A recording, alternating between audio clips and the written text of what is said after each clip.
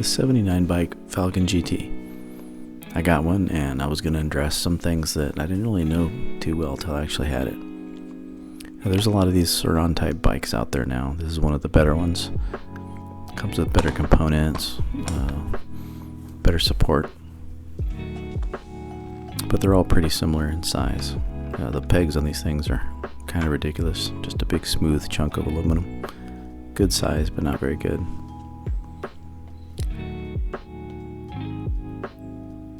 This one has a little bit bigger wheels than some of the other ones out there. I think it's an 18 on the rear and a 19 on the front. This one has a regen actuator level. At first I thought it was pretty lame, but the more I used it, it kind of grew on me. It's pretty strong.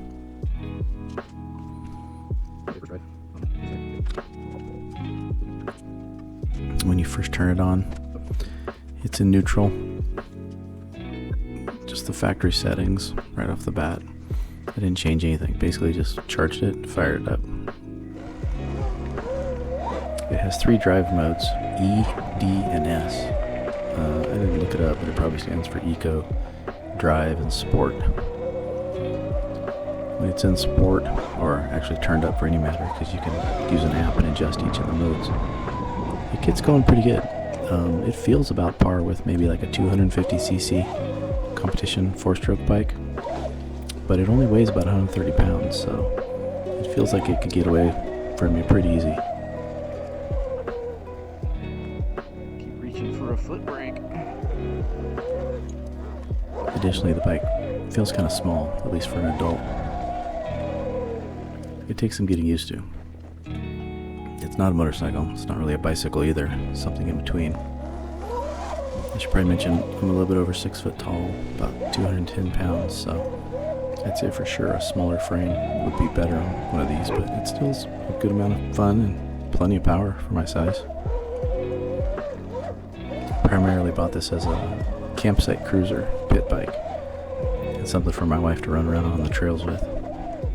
But surprisingly, the suspension does pretty good, even with me on it. It's really soft. I even later on tried to turn up the preload, which you can adjust quite a bit. The suspension's really not bad.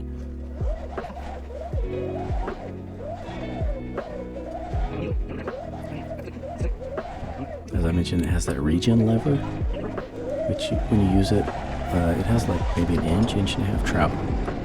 And as you actuate it, it turns the regen on stronger and stronger, to the point that when it's all the way on, it locks up the rear tire in the dirt. So it does pretty strong. I haven't run it on any hills or anything to see how much it actually charges, but that's what it should do.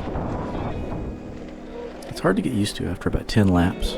I just started to trust it a little bit and could get a few laps in on the old RC car and a bike track.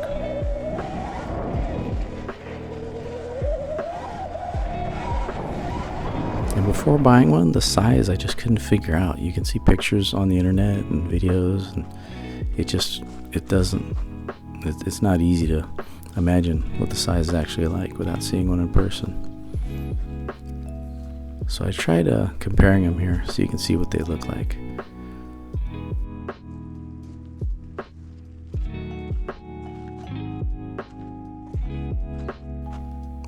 So for reference, this is the GT next to a full-size dirt bike, obviously. And you can see it's considerably smaller. And as I mentioned before, this e-moto has an 18-inch rear wheel and a 19 front. It's quite a bit shorter in height and length. And probably about 100 pounds lighter too.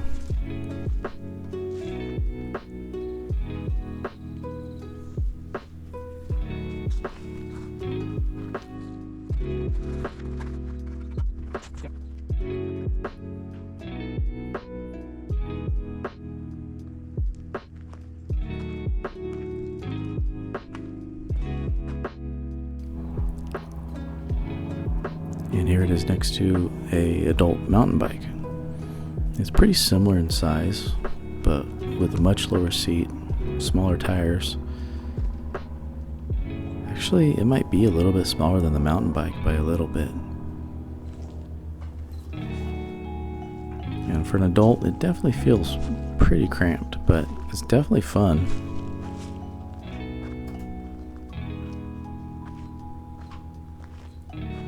If you have any questions, just post them below.